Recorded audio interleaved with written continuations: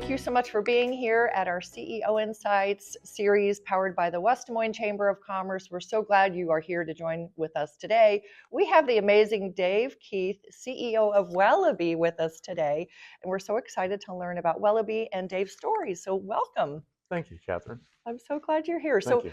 Tell us about Wellabe and what your company is involved with and the people that you serve. Okay, great. So Wellby actually has been renamed.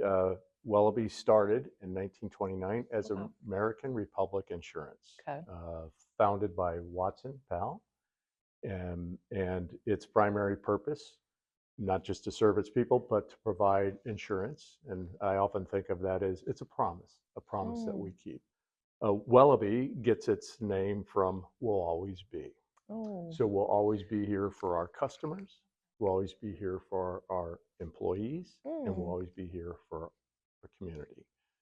We serve the senior market, specifically providing health products and life products in the senior market. Average age of one of our customers is around 70. People may not know this, but we serve about 800,000 customers. We have grown substantially over the last 5 or 6 years. People don't know that. I always say we're the best kept secret in the area. So what kind of products then for that age group? So when we think of healthcare, it's a great question. When we think of healthcare, we think of Medicare supplement. So think of that as a gap insurance for somebody who's retired and is looking to make sure they stay on a healthcare plan. They can get something called a Medicare Advantage plan, or they can get the insurance they choose through maybe their doctor, and then we fill the supplement in terms of those gaps that they may not get. And then we provide, I should say, what we call ancillary products, and those would be insurance products. Those would be hospital indemnity, means takes care of if you're in the hospital, a cancer plan, a short-term care plan in case you have an interim illness or you get injured or whatever. So various of that. On the life side, people probably don't know this. We sell it's called pre-need, but think of it as burial. You're getting your burial. You want to take care of yourself and not have your loved ones do all of the work during the most difficult time of their life, right? And we sell that to a lot of individuals that are 60 and older. And it's just another way. Pre-need means, at need is you die and you take care of the funeral. Pre-need is I'm taking care of all the arrangements way ahead of time so I don't have to burden my family. So how do people find these products? Do you sell through brokers? It's a great question. So we sell through mainly through what we would refer to independent distribution across all the states. Essentially, we're in, minus New York. Insurance is a little bit harder in that space, but so we work with independent agents who are spread across the country, and then we have a sales force that actually works with those distribution partners for us to sell the products.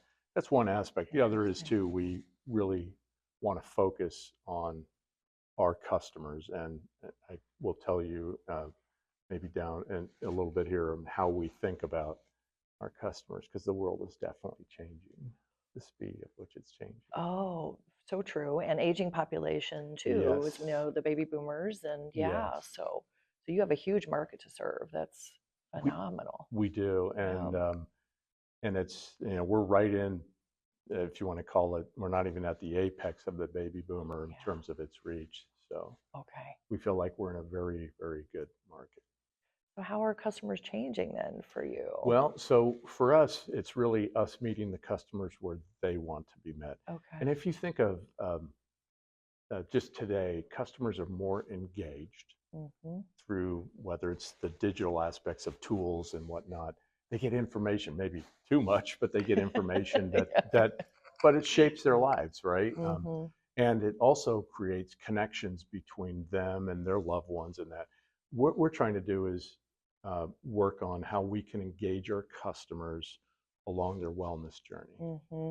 So how can we provide not just insurance products, but solutions in support of their wellness journey? And what that means is, how can we, simple example, if we had somebody who's has one of our, let's say, Medicare supplement policies, and they need to go see a doctor, well, can we provide the ride share service? Oh, wow. Right, and can we do it in a way that through almost well, all digitized to make it easier for them? Can we create a membership type program that says we are looking at you through the lens of your journey? Yeah, the whole journey. Yes. Yeah, the whole and provide those solutions. We don't have to own the solutions. What we have to do is plug into the solutions. Yes, partner maybe. Yes. Yeah. So our vision is really to say we want to be the best at providing health and wealth solutions in an interconnected world. I love that. When I go to your website, I really feel that too. Like all the messaging is really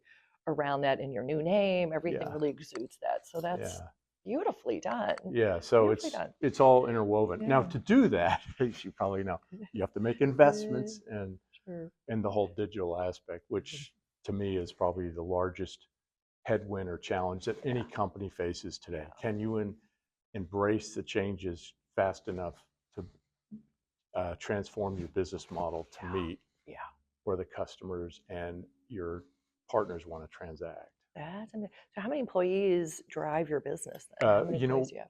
400. Okay. Right? Okay. I And would it's think kind of more. always right. Okay. That's the other I thing. would have thought more. Okay. No, it's a small. We always say 400. we hit above our weight. Yeah. You hit above. I love that. We always say that too. So that's perfect. I love that. Oh my gosh. Okay, that's amazing. So tell us about your culture. I know you're in this beautiful building, and if you've not been there, it is fascinating. All the art is just, I mean, it's a museum in and of itself. I feel like your building is. So tell us about your culture and the space that you all work in. Yes, so I will. The culture and the art actually tie together, and I'll give just a quick backdrop.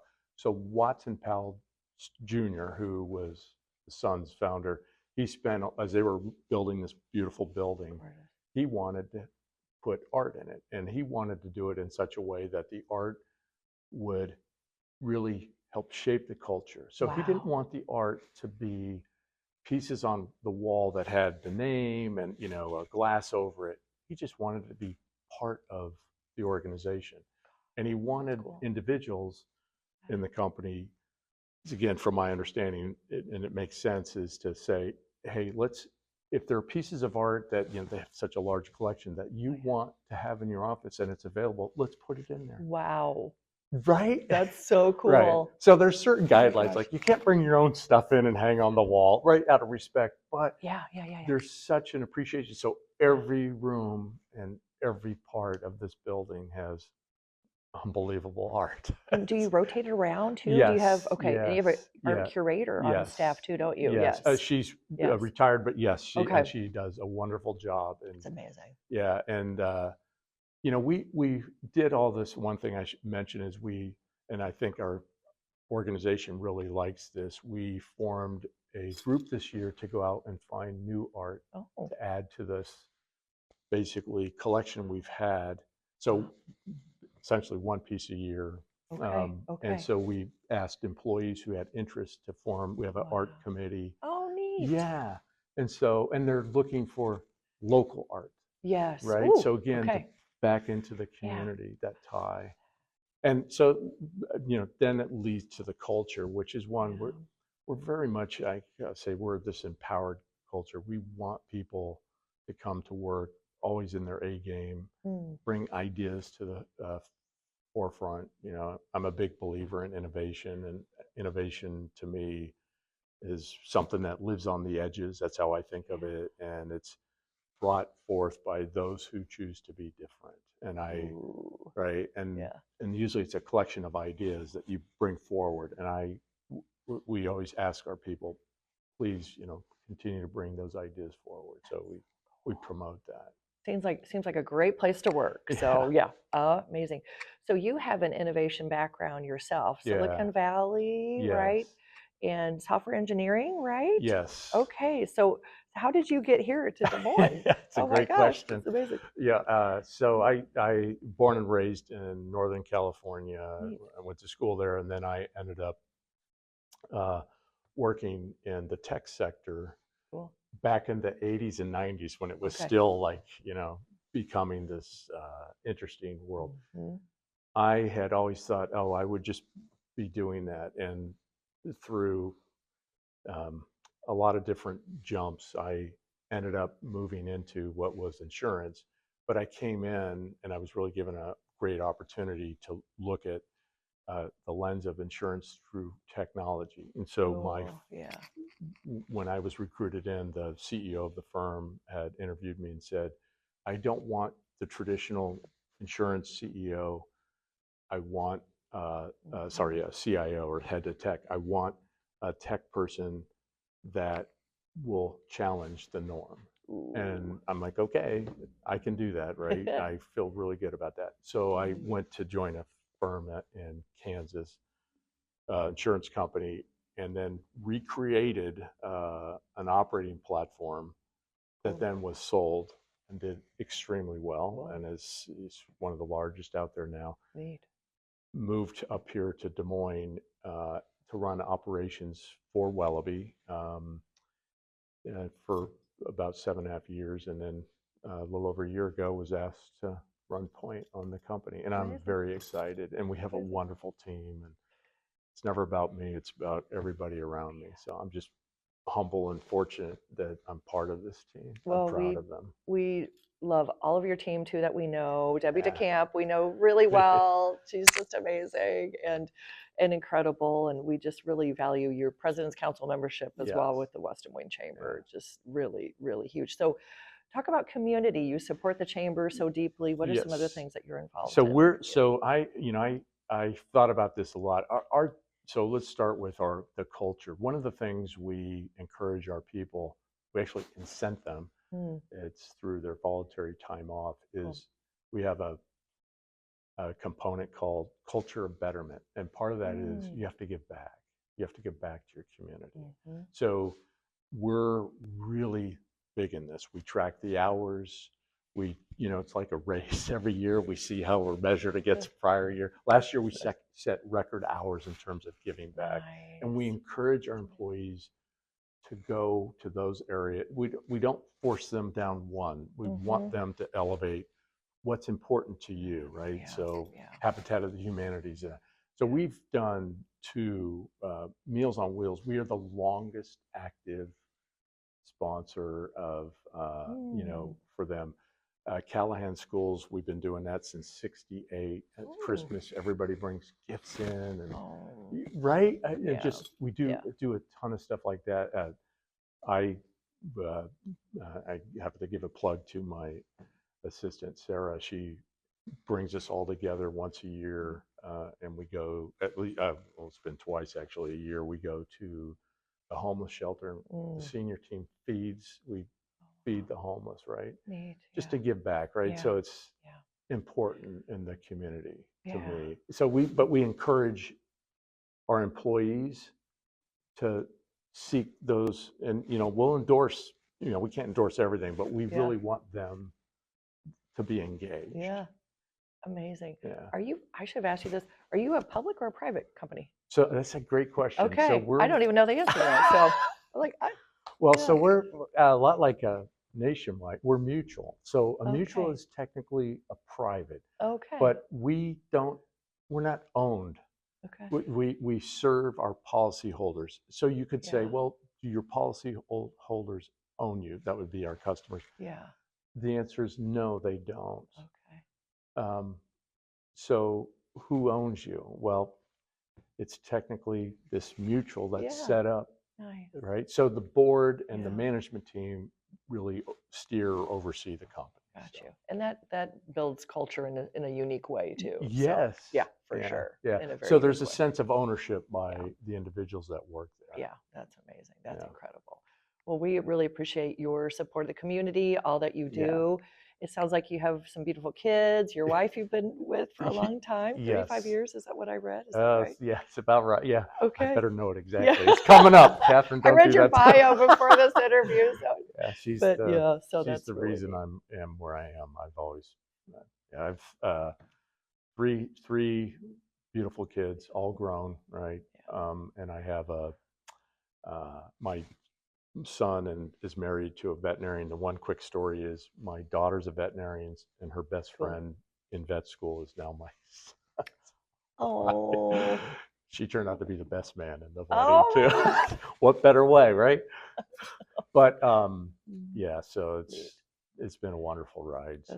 So what's your favorite thing about the Des Moines area? Because you're fairly new. You've been here for 10 years, I think, right? I got to tell you, I love the energy, right? Yeah. So we're this, I was telling someone the other day, is we're this Midwest town with a large city energy, and we pack a massive punch. Yeah. And it's no longer a kept secret. It is the reality that, and to attribute to folks like you and the chamber and the other civic leaders, we're growing and we're doing it the right way. Yeah. And I am so excited where it's going. And we're attracting talent. So we have been hiring. We're attracting talent from outside the area, which tells me, one is that we're connecting both on, we have businesses that are lined up to where the future's going. And we have school systems and just we have a vibrant community with the lifestyle, the educational system, and all that's coming together. So people feel like, you know what, I can have the quality of life with my kids and also excel from a business perspective. And the businesses are excelling. I mean, think of like the powerhouses you have here just in West Des Moines. Yeah, it's amazing. It really is. We've got everything here. It's so special. So right. So what I like about it, it's ease of use, right? I mean, so growing up in the Bay Area, everything was a 2-hour trek. Yeah. You know? Oh gosh, yeah, expensive too. And oh gosh. Yeah. So that, and it still has that Midwest affection. People are friendly. They really are, and they're genuinely friendly. It's a real thing. Like, they really are friendly. It's authentic. Yeah, it's authentic. Right. And so, so I think, I don't know where it's going to be tomorrow, but I think 10 years, it's going to be one of the largest places. People are going to really want to come here. The flock here. Yeah. Well, thank you for doing what you do at Wellby and being one of our amazing, thriving companies that, is also serving the community and giving back and supporting. And, really, you're just a bright light. And congrats on your great brand and success there. And I know that's a huge lift. So very exciting that now it's all complete, and we're just so happy to share your new brand and your new story. So this has been so fun, Dave. Thank you for, I could talk to you for hours, Thank you, Kathy. but I just really appreciate your time so much. And for more information about Wellby, visit their website. Yes, please. And and you'll see Dave and Debbie and all the great Wellby friends and family around in our community. So thank you, Dave, and thank you for watching. And as we always love to say, the West is yet to come. Bye now.